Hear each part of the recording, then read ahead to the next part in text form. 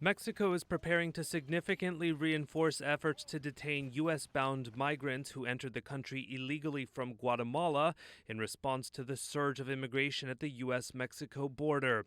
That's according to 4 people familiar with the matter who told Reuters exclusively that Mexico would deploy security forces to cut the flow of migrants, the bulk of whom come from Guatemala, El Salvador, and Honduras, fleeing poverty and violence.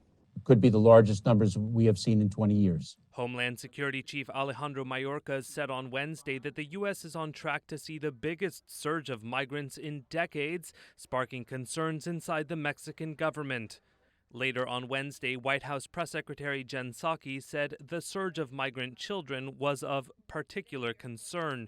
Our policy continues to be we're not going to send a 10-year-old back across the border. That was the policy of the last administration. That's not our policy here. Migrant families coming from Central America face a perilous journey. One Guatemalan migrant told Reuters those considering making the trek should think twice.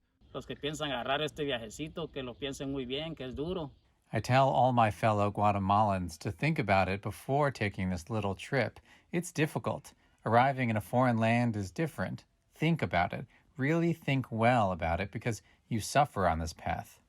Mexico's support is important for U.S. President Joe Biden's efforts to manage the number of people arriving at the U.S.-Mexico border.